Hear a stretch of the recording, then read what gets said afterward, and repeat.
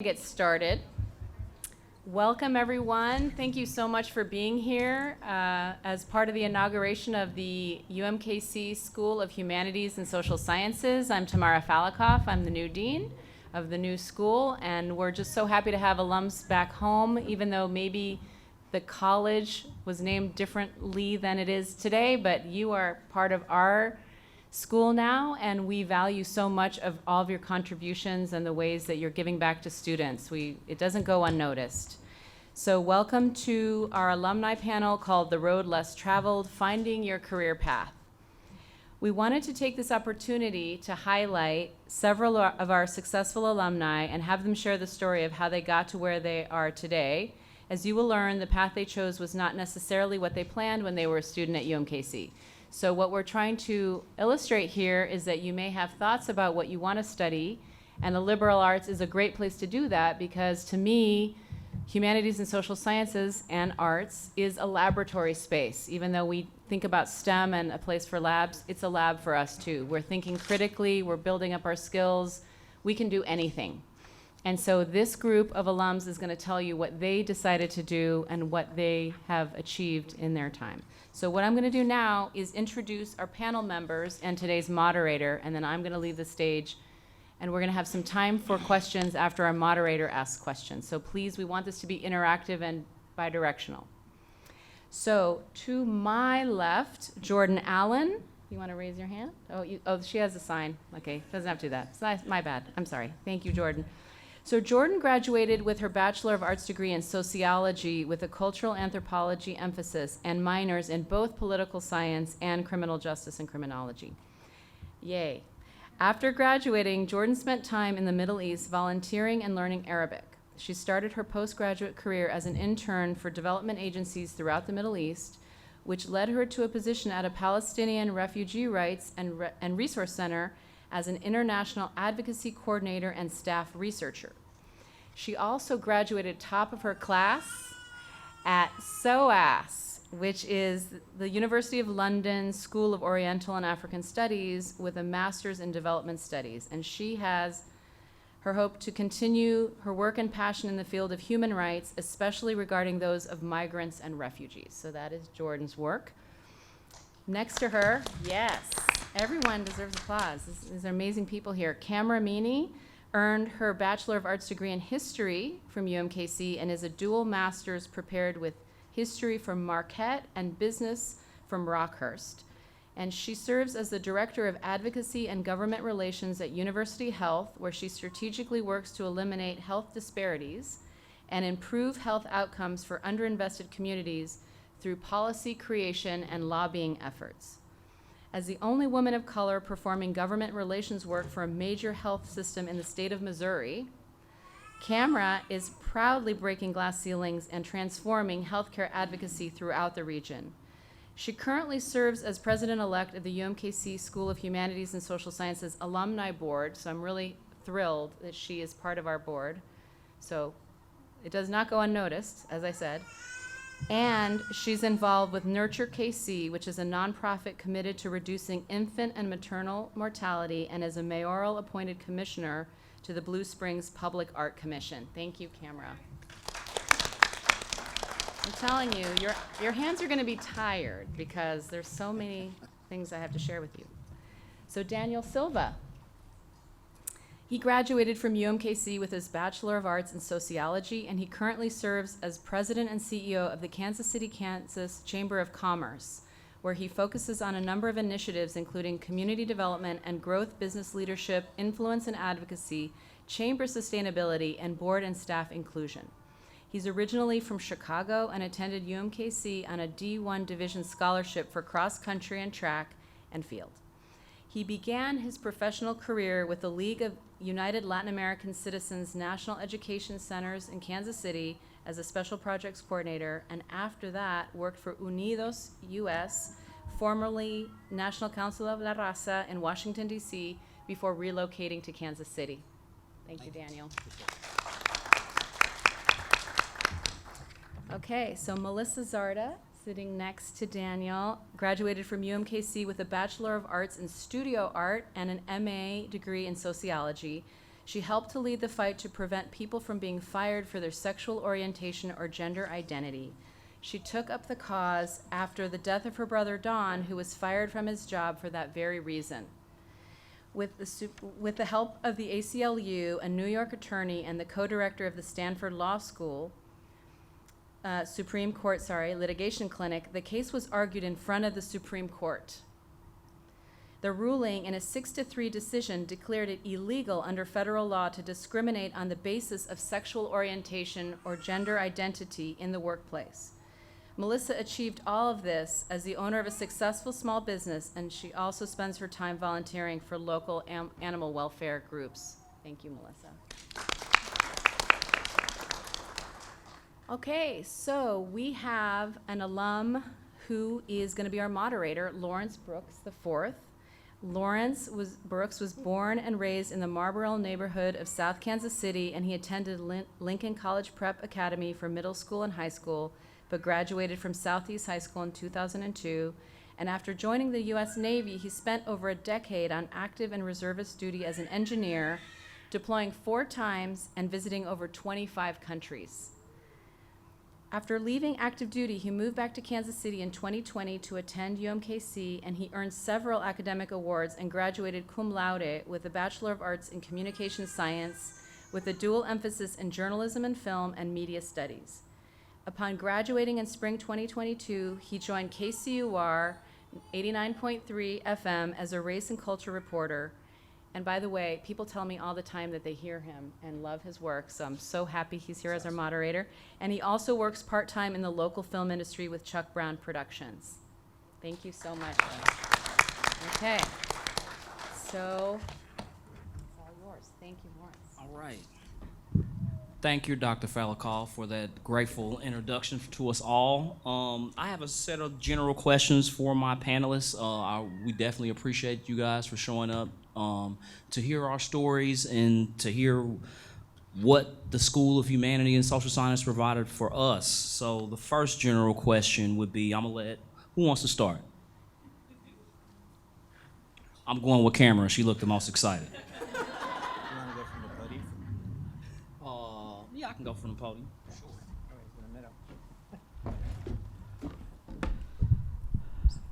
So, general question number 1.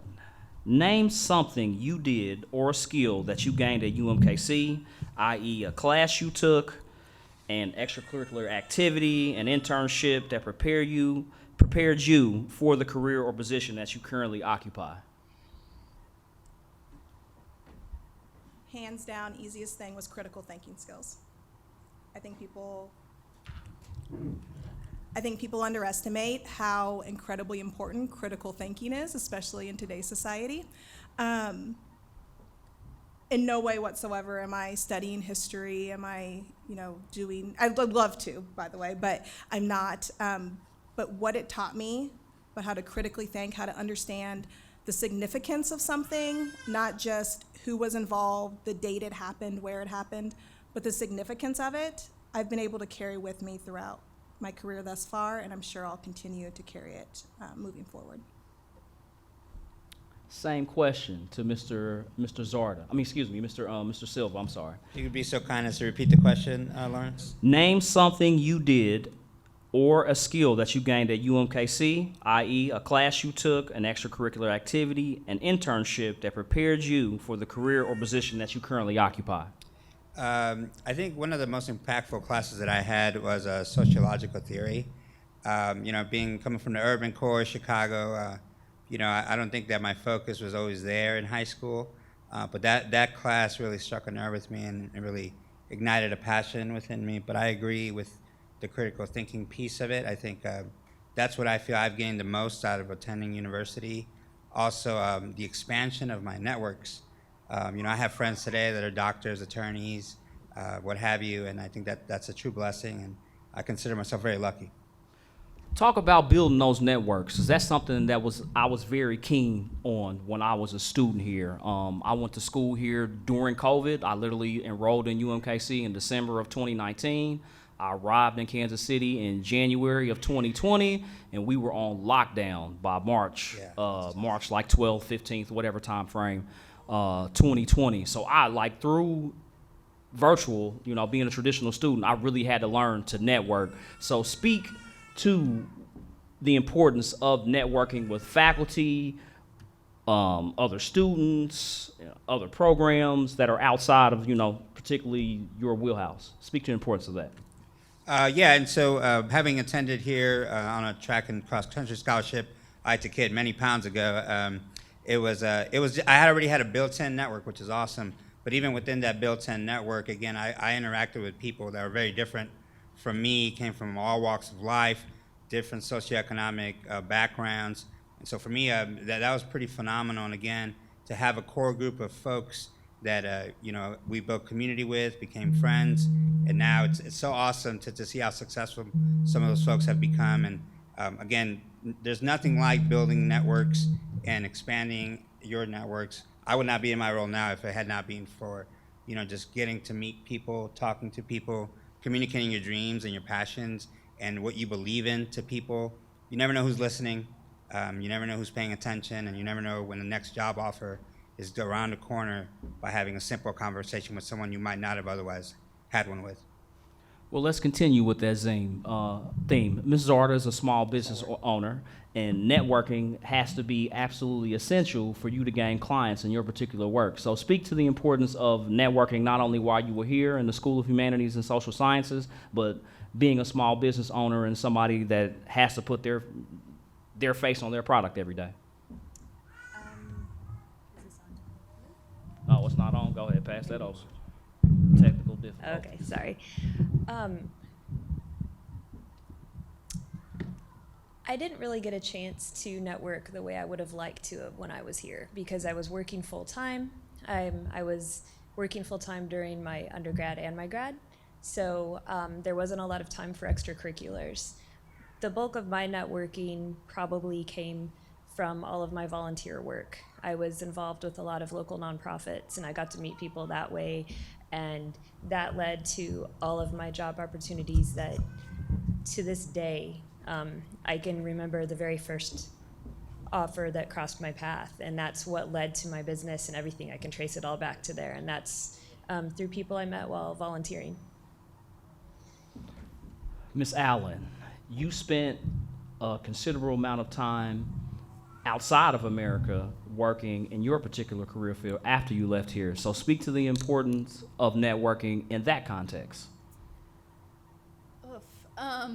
You know, I mean, it's incredibly important. The more people you meet, the more different walks of life you interact with. You know, especially coming as a sociologist, wanting to kind of understand the human condition and the human experience on a much more deeper level. Talking to different people that had different experiences, different backgrounds, whether that be cultural, political, etc. You know, that really helped me gain a better understanding of just what it means to be human. And that really kind of got me down the path of human rights, just because I quickly realized that the more people I talked to who were different than me in one way or another introduced me to a different perspective, and just all different aspects of life started to make better sense. And I think, you know, UMKC really set me up for that in a way of, you know, getting me hungry for that and getting, you know, wanting that exposure, that experience, or those opportunities, I guess, so that by the time I did make it to a different country and, you know, maybe someone spoke a different language than I did, but you find multiple ways of connecting with someone, and, you know, the life just kind of takes it from there, I guess. Got you. Miss Meany, Dr. Falakov said you were the only woman of color that worked in government policy and advocacy. So speak to how important the networking skills that you gained here have transferred to having a position like that and being in a position like that.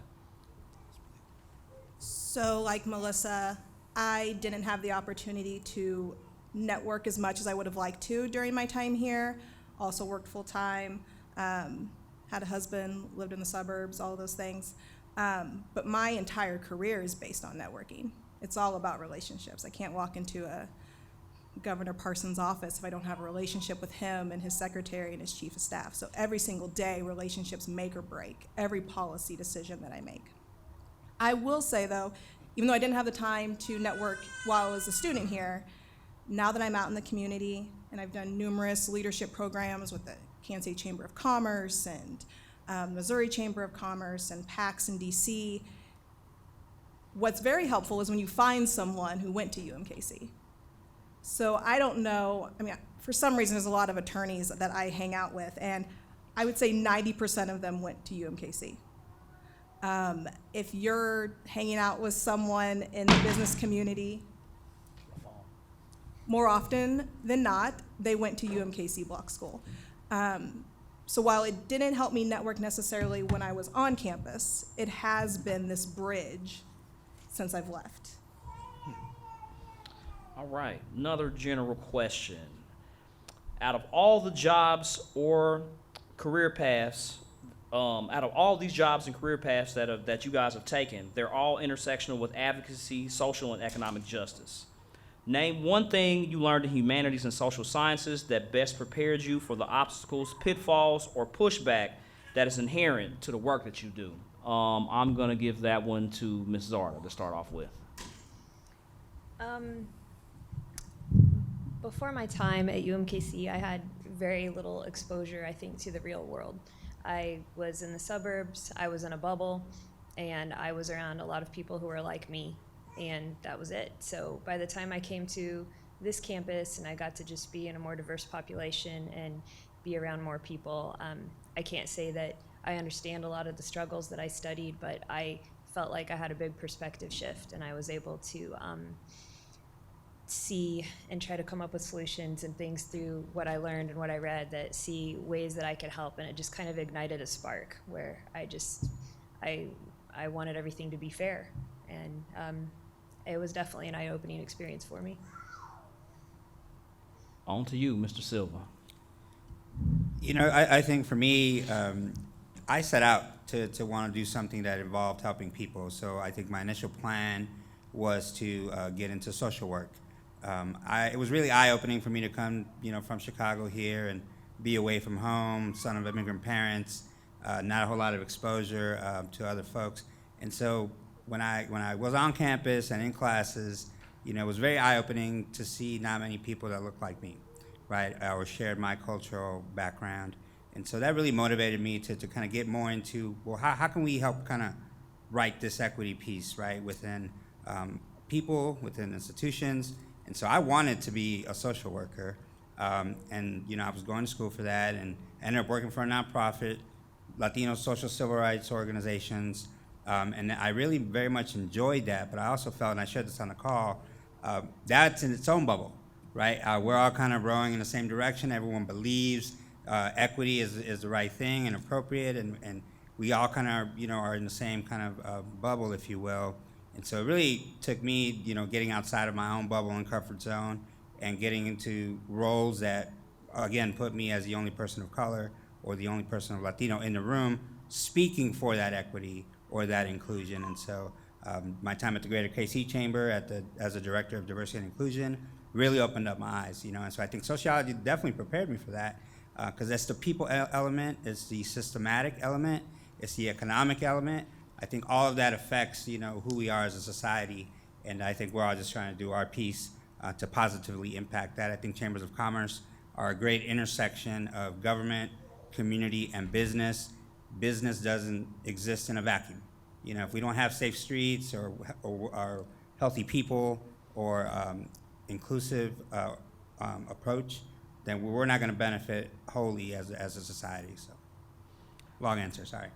Well, that kind of just kicked off into one of the more directed questions I had towards, for you, because you have found a way to merge commerce, business ethics, and social and economic justice to benefit all communities and not just the traditional majority. So tell the audience what you learned, something else other than sociology in the School of Humanities and Social Sciences that help you understand that these two fields do not have to be mutually exclusive. Like, in order for us to build a healthier and better society, then those two fields of thoughts or, lanes need to merge and work better together? I think to me, it just always comes back to the people element, meeting people where they're at, meeting them in the middle, maybe sometimes extending yourself from where you're at to achieve the goal that you would like to achieve. I do run a mainstream chamber, the first person of color to run it in 125 years, which is shocking to me. And so within that comes certain institutional things, or approaches to board makeup, or what we're going to do as an organization. And not everyone is on board with how I'm thinking. And so the people element always ends up to me the most important thing. I have people on my board who I don't necessarily agree with politically, right? But we are trying to get this community moving in the right direction. I have to work with them, and they work with me as well. So, people element. All right. Back to the general questions. Ms. Allen, back to number 3. All of you have had jobs or taken career paths that are intersectional with advocacy, social, and economic justice. Name one thing you learned here going through these programs. Let me find back. That best prepared you for the obstacles, pitfalls, or pushback that is like inherent with the work that you do. Well, you've done. Yeah. So something that I learned wasn't in a specific course necessarily, but it was the importance of organizing just in general. So getting involved with student organizing groups, whether that be, for different, on-the-spot events that were going on, or for, the Fight for 15 movement that was going on at UMKC at the time.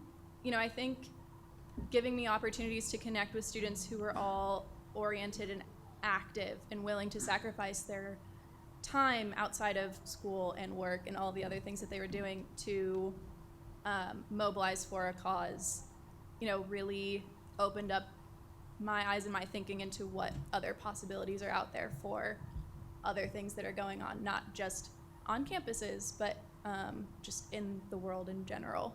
And I think really getting introduced to the importance of that and what is possible, the large groups of people that can get together, the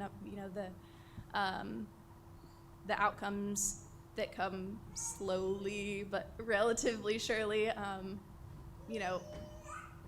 giving myself an opportunity to see the importance of that on the ground and really participate in that kind of interaction with large groups of people really carried over into my work, whether it be connecting with international advocates, giving them opportunities to connect with, local organizations and activists on the ground, kind of just going back to networking and kind of creating those bonds that really help pull people together once they're willing to take time aside from all of the other really time-consuming aspects of life to do something else that they're passionate about, kind of seeing where that can lead.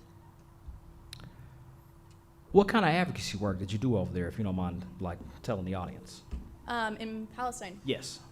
Yeah, so it was primarily human rights advocacy. So I ended up developing and leading a course for international advocates to come to Palestine and kind of witness the Palestinian experience from refugees and from local activists and organizations throughout the West Bank, and kind of just developed like a 10-day course where they could really just hear from people actually going through these experiences, hear from Palestinians who are doing the research on what is happening to them, both politically and socially.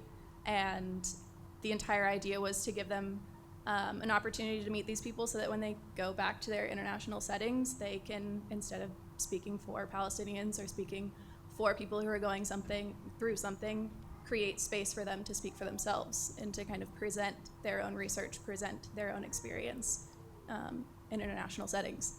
So yeah, definitely. I mean, getting started in organizing and advocacy here at UMKC stuck with me, to this day. It doesn't ever leave you, and especially when it gives you an opportunity to find something that you're passionate about or be able to connect with a specific group of people, you know, you make it work, and you find ways of creating opportunities for people to share their stories. All right, Ms. Meany, let's continue with that theme. You are actively in that work right now, having to go speak with state legislatures and, you know, advocating for policy and government regulation that affects the lives of everybody in this state. So speak to a specific skill that you gained here going through these programs or even at Marquette and continuing your education that, where am I at? Question 3, that best prepared you for the obstacles and pitfalls and everything that you may have to face, you know, dealing with the politics of Missouri. I will echo everything that's been said so far. I'll also say, and this is academically department focused, the professors in the history department while I was here, there might be one in the audience, did a masterful job of flipping the way I had been taught history in the past. We are all constantly taught history from a top-down approach. It's always the founding fathers and the generals and all of this stuff that happened on this date in this place. And they instilled in me that true history comes from the bottom up. It's the people. It's what the people say. It's what the people feel. It's what the people read. And I carried that with me when I went to Marquette. Marquette is a Jesuit school. Social justice is something woven into every single thing that they do. I was raised Catholic. I had no idea there were Catholics who thought that way. So I really latched on. Living in Milwaukee, which goes back and forth with Chicago in any given year as the most segregated city in the United States of America, I learned a lot. I saw a lot. And Milwaukee's so much like Kansas City. So when I came home, I could just see the parallels. Mm-hmm. It looks like Kansas City. It's the same size as Kansas City. The only difference is, the only difference is there's this really beautiful lake that you can sail on. That's all there is. I mean, that's the difference. And so I came home and I really started to see the parallels between that. And I carried that social justice. I carried that perspective of it's the people who matter. Give the people the voice. Let the people tell their story. And whenever I go and sit down, no matter who it is, it could be Mayor Quentin Lucas, it could be Joshua Hawley. I tell the story from the hospital's patients. They're the people. How they feel, how the thing that they're going to do is going to impact them. It's wonderful when I can talk about how it's going to impact the hospital, but when I can say it will impact this mother this way, there's nothing more powerful. So for the past 18 months, I've been advocating for Medicaid extension for 12 months postpartum. Right now it's 60 days. So you have a C-section, you don't even get cleared by your doctor until you hit 12 weeks, and you lose all of your coverage. If you have substance abuse disorder, you no longer can go to the mental health professional. So you have these very vulnerable women who lose everything 60 days after they bring life into this world. Someone has to speak for them. You have to tell their story. Dr. Moody Burke, said history professor sitting in the audience, really instilled that in me. So I say I don't know if there's anything more powerful than having a teacher completely change how you view the world. So good job.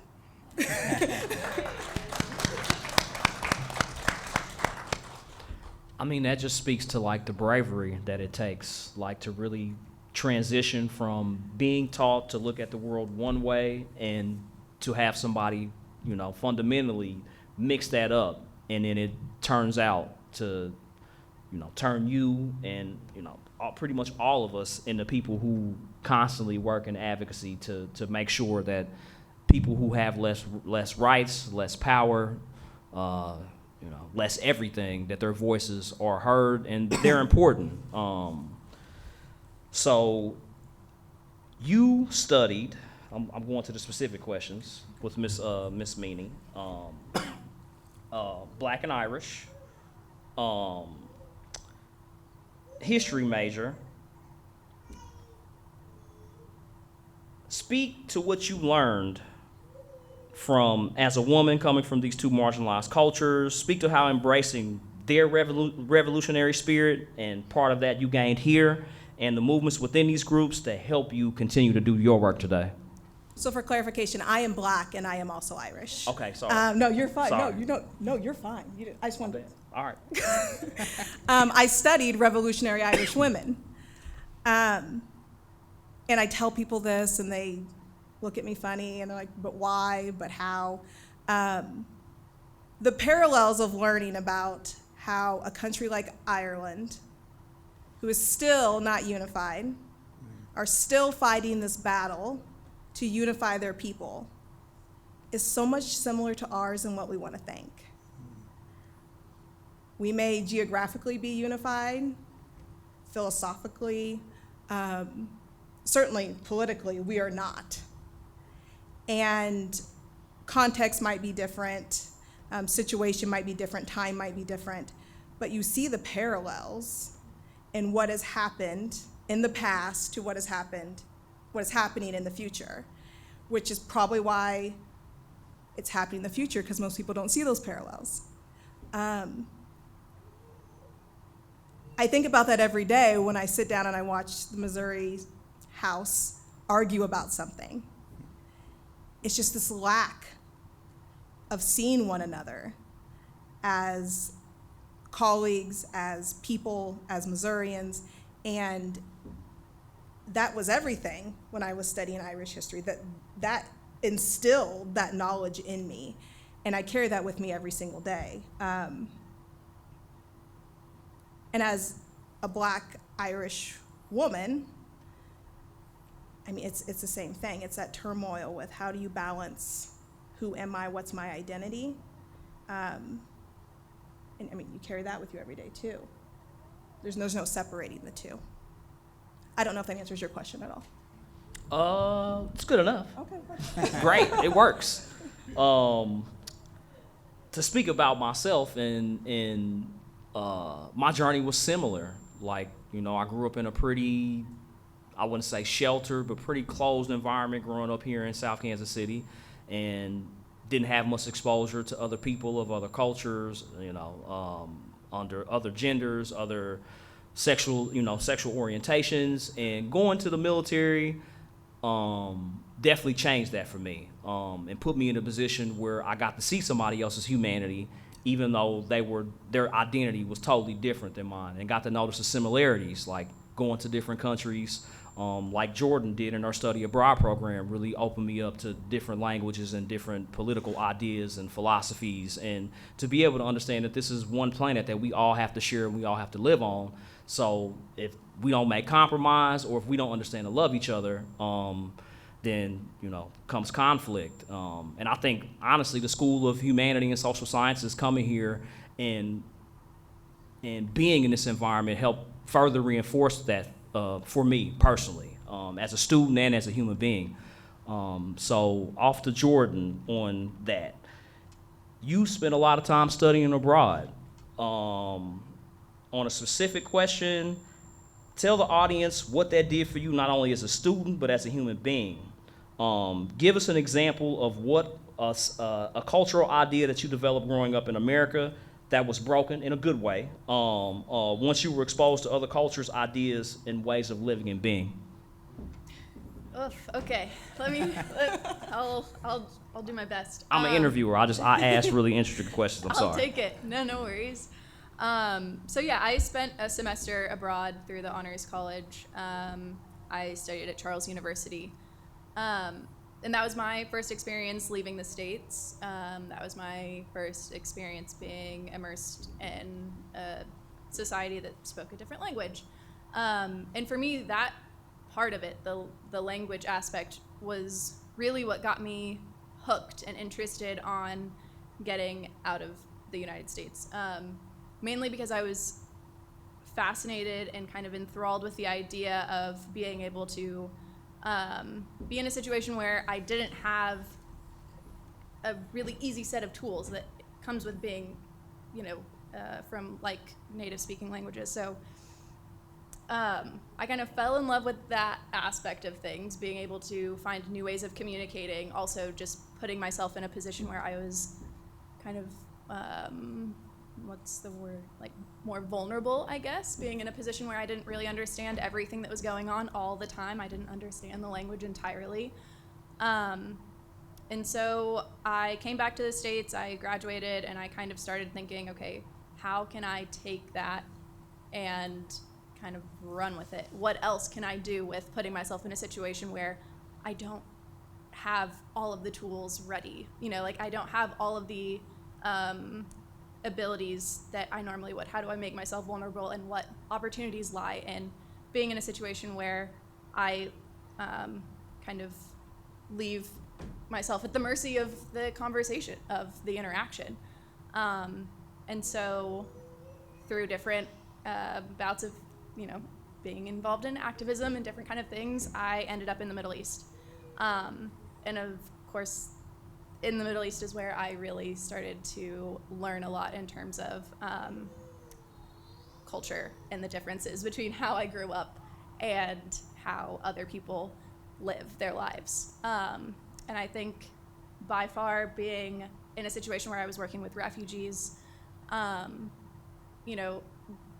being introduced to human resiliency, being introduced to people who, despite having very little or being, very limited, have just an incredible sense of pride of who they are, where they come from, their history, regardless of how painful and brutal some of it is, And I really fell in love with that, and that's why I kept going back. That's why I stayed.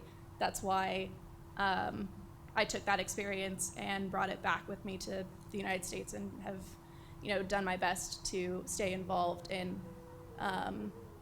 keeping in touch with those people who just can tell their story and really just change the way you think about, almost everything, but I think perseverance and just passion about who you are and where you come from is probably the biggest thing. I didn't grow up, not in the same way. You don't grow up with that, maybe with a sports team or something like that, but not quite the same. I don't know where my family is from in the deep history of my family, but I go to Palestine and I can ask pretty much anyone on the street, where's your family from? And they can tell you what village and where it is and what happened to them. Those kind of interactions really changed my perspective on my entire life. So she spoke about human resiliency. So I'm gonna switch to you, Ms. Zarda.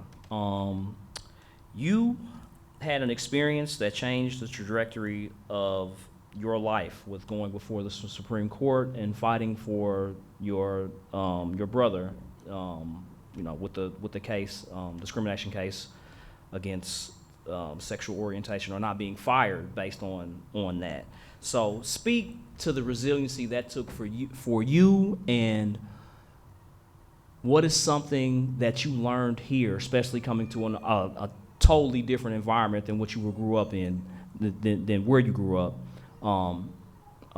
How did the experience here help you gain that human resiliency to take on one of the most prominent institutions in America, not only America, the globe?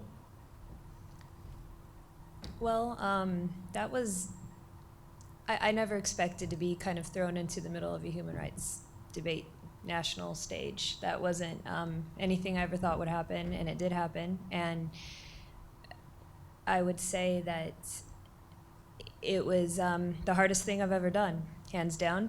But that's because of my brother. And I felt very personally hurt by what had happened to him, and that he didn't get to see any resolution in his case.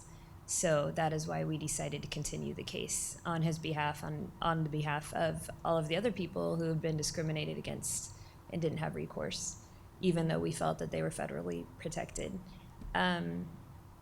I think that what I gained is that a lot of like-minded people who have these interests in these causes, I got to be around them for the first time here. And I got to see the passion that they had and how committed they were to righting these wrongs. And I'll be honest, before I came to college, I didn't think I was going to go to college. I wasn't a great, I mean, I got good grades, but I wasn't a great student in high school. It didn't hold my interest. And I just thought, okay, I'm out of here. But I got talked into it by my sister. And when I did, I got excited to be in school. And I actually found these causes and these things that I cared about here and these subjects in the classroom that were interesting to me. And it was just a whole different experience. And I'm just so grateful for that.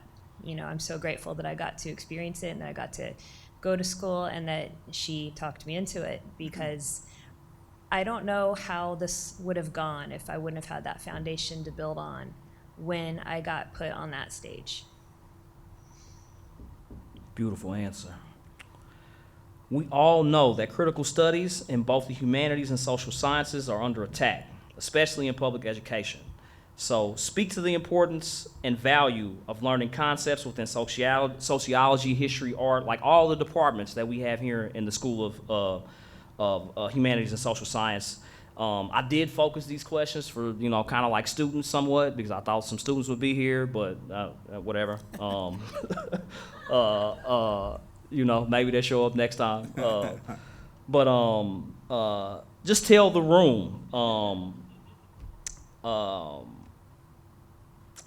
how the aspects of these fields of study help enhance your marketability in the job market. Mr. Silva.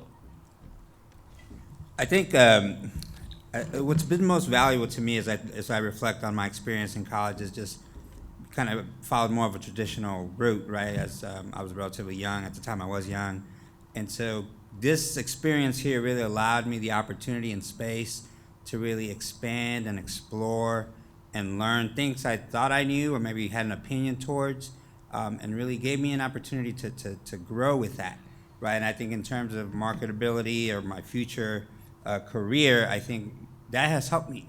My ability to kind of always want to learn and grow, and I keep coming back to the people element, because I really have found that that's been the most effective thing that I can do as a professional. Never would have thought with the sociology degree I'd be running a 600-member business organization, but it does tie, right? And so, and it comes down to the ability, I think, just to work with people, and again, meet people where they're at. I tell the story all the time. One of my best friends, he's a brother to me. He's this tall, 6'5" white guy from Neosho. I mean, I never would have made that contact with him ever had I not come to UMKC and had he not been on that team. I mean, we were living completely different lives. And so I think, again, just the ability to expand and explore and learn has really been helpful for me. And then you have to get crafty, too. If I was a student at UMKC, I probably wouldn't be sitting in this room right now either, right? I would be doing something else because it's Friday. But again, being given that space was great, and it changed my life. I mean, if not for this education, I don't know what my life would have looked like. Certainly no one back home, was able to achieve some of the things I've been able to do, so. All of these stories right here speak to the road less traveled. And, that's compared to your extremely focused degree program, i.e. in a school of medicine or any other, school in here that has a really one for one. I mean, we had how many displays in here today from the different schools of humanities and social sciences? You're probably not going to find that in another building when going to look at their degree programs. So speak to the benefits of that, taking a more risky path versus the most traditional. Ms. Meany. I mean, in the moment, it wasn't risky. You're young, you're idealistic, you're gonna do what you dream of doing. In hindsight, sitting here and listening to all these people I'm on this panel with, that, again, UMKC has given me the opportunity to interact with, people I probably wouldn't on the day to day. I think it goes to show how a variety of degrees, a variety of people, how you can all come together and collectively make change. And now we all know each other. And in all fairness, we all seem to be kind of badass. So imagine what we could do if we went and had drinks after this. I have to pick up my kids. I can't go have drinks today, but imagine. And I think it goes to show that UMKC can be, and in all fairness, any university where people are willing to learn and be open-minded and consider different perspectives can be an incubator space for progress. So this one panel has become this mini incubator space for progress. That's true, because you couldn't have told me 5 years ago I'd be standing here in front of this microphone talking to a room full of strangers, you know? Being somebody that worked in public radio, and, you know, being a race and culture reporter and really have to speak to the experiences and lives of marginalized people out here. I mean, 5 years ago, I was an engineer in the Navy. I was turning wrenches on all kind of different cool equipment that ran ships. So yeah, having this experience at the School of Humanities and Social Sciences on a whim honestly changed my life for the better and put me on a trajectory that I never thought I would have been on 5 years ago. But to you guys, we got 10 minutes left here. It is 3:49 or 11 minutes technically. So what questions do you have for any of our panelists today? Anybody? Let's give them a mic.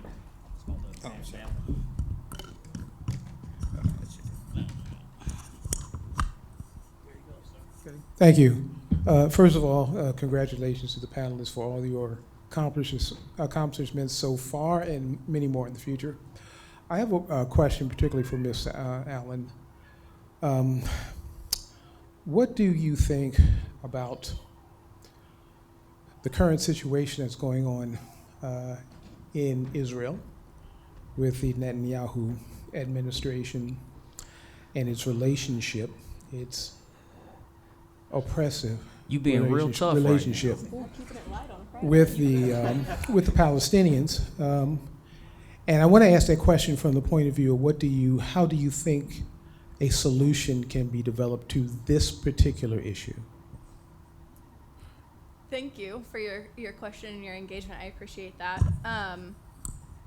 You know, as a non-Palestinian in this space, I oftentimes get asked that question of my perspective as an American, and I always do like to kind of put that at the forefront, right? Like, this is my experience as a white woman in America. I am not Palestinian. I do not experience these issues on a daily basis. You know, I didn't grow up with them. I have the privilege of being able to have spent some time there and to know many Palestinians who have gone through this. But,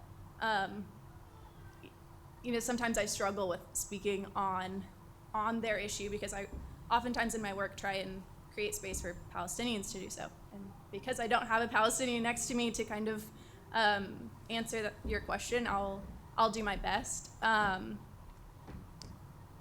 that is just, you know, we see political extremism all over, right? Like, we can easily relate to that here in the States.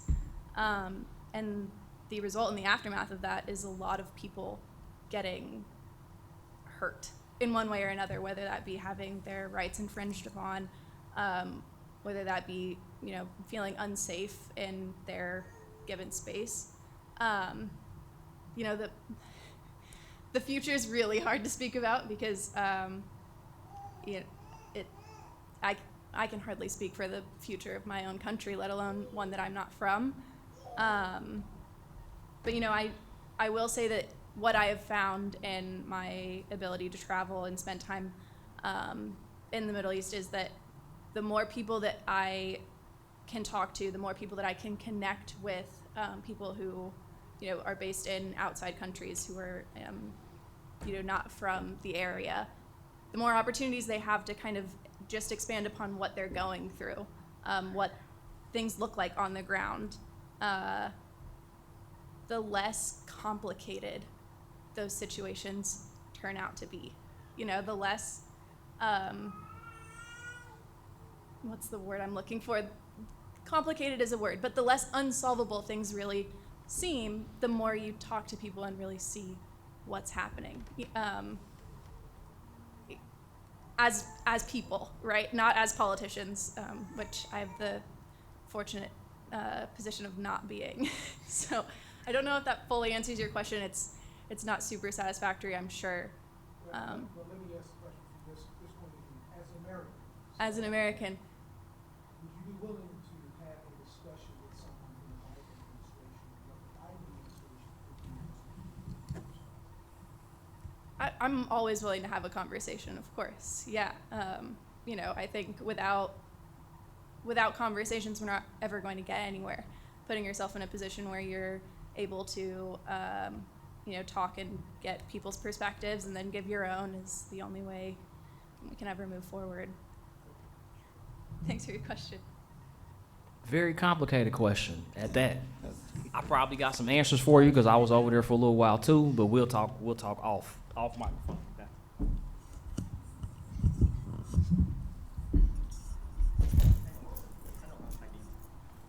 My question is for Ms. Meany, where you talked about the power of story and how you use that, and also with story, the commonality that one sees in the struggles that everybody has. How do you bring that out, and how do you crack that facade and that the thing that of the institution where thing has to be done, and we have to think that way. We have our positions. How do you try to crack that, particularly when you talk about your experience at the, you know, in the Missouri legislature? Well, sometimes you don't. I think we should preface this with what you see and what you think politicians are not what politicians are. They want you to think that's what they are. That's not what they are. So can you tell us what they are? It depends which one you're talking about. Most of them, they're really not horrible people. Some of them are, but most of them aren't. And in their own mind, they do care. And they care about the person. They care about the people. They care about their constituents. And they do want to hear the stories. And I think you could ask any lobbyist in this state, in this country, storytelling is our #1 power. That is how you get them to take notice. That's how you get them to pay attention. And whether they do it because they care or because they want the vote, sometimes it doesn't matter. Sometimes it's just telling the story for the people who don't get to tell their story, the people who don't get to go to Jefferson City.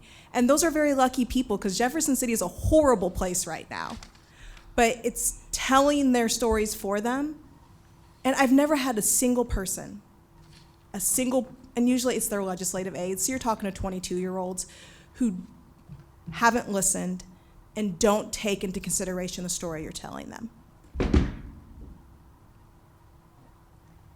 Thank you so much. I think all of the people on this panel are incredibly resilient because they're willing to ask the hard questions and to challenge the norms. So I'd like to each give them a gift for their time and their expertise, and a round of applause would be welcome.